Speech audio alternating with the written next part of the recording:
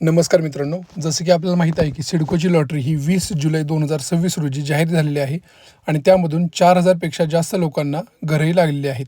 तर आजच्या व्हिडिओमध्ये आपण पाहणार आहोत की आता ही EWची लॉटरी तर लागलेली आहे आणि लोकांना LOIसुद्धा आलेले आहेत. तर आता इथून पुढं काय प्रोसेस असणार आहे, तर याबद्दल आजचा व्हिडिओ आहे.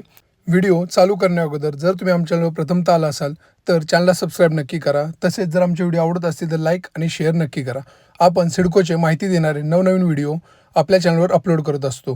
तसेच तुम्ही आपल्या चॅनलवर जाऊन सिडकोचे महत्त्वाचे व्हिडिओ पाहू शकता. तर चालू करूया आजचा व्हिडिओ. तर जसं की आपल्याला माहिती आहे की सर्व लोकांना LOI हे आलेले आहेत आणि आता इथून पुढली जी प्रोसेस असणार आहे ती आहे डॉक्युमेंटची स्क्रुटिनी. म्हणजे ज्यावेळी तुम्ही ॲप्लिकेशन केलं त्यावेळी तुमच्या पोर्टलवरती लॉग इनमध्ये जाऊन तुम्ही जे डॉक्युमेंट अपलोड केले होते ते सर्व डॉक्युमेंट आता चेकिंग होणार आहे. हे चेकिंग होण्याचं कारण म्हणजे LOI दिल्यानंतर तुम्हाला एक कन्फर्मेशन लेटर द्यावं लागतं आणि ते कन्फर्मेशन लेटर देण्याच्या अगोदर सिडको तुमचे जेवढे पण डॉक्युमेंट आहेत ते पूर्णपणे काटेकोरपणे चेक करतं आणि ते चेक झाल्यानंतर आणि ते ओके असतील तरच तुम्हाला कन्फर्मेशन लेटर हे पाठवलं जातं. जर तुमच्या डॉक्युमेंटमध्ये काही इश्यू असेल, काही अडचणी असतील तर ते तुम्हाला पुन्हा एकदा कळवतात, तुमचं ते डॉक्युमेंट रिजेक्ट करतात आणि तुमच्या पोर्टलवरती तुम्हाला ते दिसतं. मग ते पोर्टलवरती दिसल्यानंतर तुम्हाला ते डॉक्युमेंट करेक्ट करायचं आहे आणि पुन्हा एकदा अपलोड करायचं आहे अप्रूव्हलसाठी आणि पुन्हा एकदा ते सिडको चेक करतं आणि 2 दिवसात ते 3 दिवसात ते पुन्हा एकदा रिव्हर्ट करतात. जर ओके असेल तर अप्रूव्ह करतात आणि जर पुन्हा एकदा अडचण असेल किंवा काही इश्यू असेल तर पुन्हा एकदा रिजेक्ट करतात. त्यामुळे हे लक्षात ठेवायचं की जे पण डॉक्युमेंट अपलोड केलेत ते तुम्ही व्यवस्थित पूर्णपणे बघायचं आहेत. तर सर्वजण विचारत होते की ही जे डॉक्युमेंट व्हेरिफिकेशन आहे किंवा डॉक्युमेंट स्क्रुटिनी आहे ती ऑनलाईन होणार की ऑफलाईन होणार. ऑफलाईन म्हणजे तर सिडकोच्या ऑफिसला जावं लागेल का. तर या डॉक्युमेंट व्हेरिफिकेशनसाठी किंवा डॉक्युमेंट स्क्रुटिनीसाठी कुठेही जायची आवश्यकता नाही. तुमचे डॉक्युमेंट जे तुम्ही ॲप्लिकेशन करताना ऑनलाईन फॉर्ममध्ये जे भरले होते ते सर्व डॉक्युमेंट्स ऑनलाईनच चेक होणार आहेत आणि ऑनलाईन चेक केल्यानंतर जर काही त्रुटी निघाल्या तर त्या पूर्णपणे त्रुटीसुद्धा तुम्हाला ऑनलाईनच कळवल्या जातील आणि त्या तुम्हाला ऑनलाईनच पुन्हा एकदा तुम्हाला सॉल्व्ह करायचं आहे. जसं की मी तुम्हाला सांगितलं, तुम्हाला डॉक्युमेंट अपलोड करावे लागतील सिस्टममध्ये पुन्हा एकदा. म्हणजे ज्या डॉक्युमेंटमध्ये क्वेरी निघाली असेल किंवा त्रुटी निघाली असेल ते डॉक्युमेंट तुम्हाला सिस्टममध्ये अपलोड करावं लागेल आणि पुन्हा एकदा अप्रूव्हलसाठी पाठवावं लागेल. तर हे असणार आहे डॉक्युमेंट अप्रूव्हलची प्रोसेस. तर यानंतर तुम्हाला मी पहिल्यांदा सांगून ठेवतो की तुम्हाला कन्फर्मेशन लेटर आल्यानंतर तुम्हाला 15 दिवसाच्या आत जी तुमची 75,000ची अमाऊंट आहे, जसं तुम्ही स्टार्टिंगला 75,000 बुकिंगसाठी भरले होते तसेच आता कन्फर्मेशन अमाऊंट म्हणून 75,000 रुपये भरावे लागतात. तर त्याची तुम्ही तरतूद आत्ताच करायला चालू करा.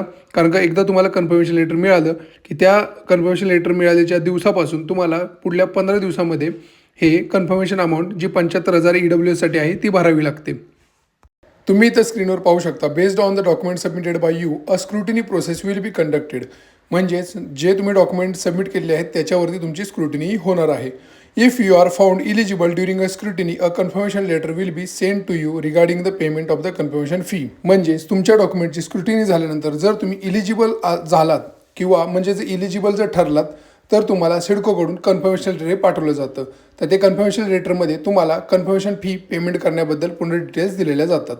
Which is equal to the booking amount. म्हणजेच ती रक्कम ही तुमच्या बुकिंग अमाऊंट एवढीच असते. जसं की आपल्याला माहीत आहे की सिडकोने EWSसाठी 75,000 ही बुकिंग अमाऊंट ठेवलेली आहे. त्यामुळे तुम्हाला कन्फर्मेशन अमाऊंटसुद्धा 75,000 भरावी लागेल.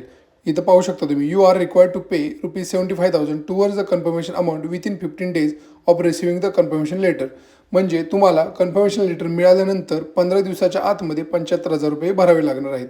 जसे की तुम्हाला याच्या अगोदरसुद्धा सांगितलेलं आहे. Failure to pay the confirmation amount within the stipulated time will result in cancellation of the LOI. आणि जर तुम्ही हे जर पैसे भरले नाहीत तर तुमचा जो LOI दिलेला आहे तो तुमचा ऑटोमॅटिकली कॅन्सल होईल असं त्यांनी सांगितलेलं आहे. In such cases the balance amount will be refunded after deducting administration charges of 5,000 plus applicable GST. आणि अशा केसेसमध्ये तुम्ही जी बुकिंग अमाऊंट जी भरली होती 75,000 रुपये ती तुम्हाला रिफंड केली जाईल, परंतु त्याच्यामधून 5,000 आणि GST म्हणजेच अराऊंड 6,000 ते 7,000 रुपये डिडक्ट होऊन तुम्हाला 68,000 ते 69,000 रुपये तुमच्या अकाउंटवरती परत दिले जातील. The allotment letter will be issued only upon receipt of the confirmation fee.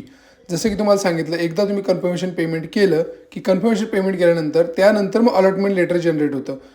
त्याच्यानंतर the allotment letter will include the details of installment payments along with the schedule of payment due dates. Allotment लेटरमध्ये यांनी सांगितलेलं आहे की सर्व details असतात, जसं की तुमचे इन्स्टॉलमेंट कितीचं असणार आहे आणि कोणत्या तारखेला तुम्हाला कोणतं पेमेंट करायचं आहे याच्या संपूर्ण डिटेल्स तुम्हाला दिल्या जातात. तर आजच्या व्हिडिओमध्ये आपण पाहिलं की LOI आल्यानंतर पुढली प्रोसेस काय असते याच्यामध्ये आपण डिटेलमध्ये पाहिलेलं आहे. तर यानंतर आता तुम्हाला कन्फर्मेशन लेटर येणार आहे. तर जर तुम्हाला कन्फर्मेशन लेटरबद्दल सुद्धा डिटेलमध्ये व्हिडिओ पाहिजे असेल तर तुम्ही कमेंट सेक्शनमध्ये कन्फर्मेशन लेटर असं लिहा, जेणेकरून मला समजेल की लोकांना खरंच कन्फर्मेशन लेटरची सुद्धा माहिती आवश्यक आहे. तर आजच्या व्हिडिओमध्ये आपण डिटेलमध्ये पाहिलेलं आहे. व्हिडिओ शेवटपर्यंत पाहिल्याबद्दल धन्यवाद. काही शंका असेल, अडचणी असेल तर कमेंट सेक्शनमध्ये कळवा. जेवढं मला माहीत आहे, जेवढं माझा अनुभव आहे त्यातून मी तुम्हाला नक्कीच काही मदत करण्याचा प्रयत्न करेन. व्हिडिओ आवडला असेल तर लाईक, शेअर आणि चॅनलला सबस्क्राईब नक्की करा. धन्यवाद.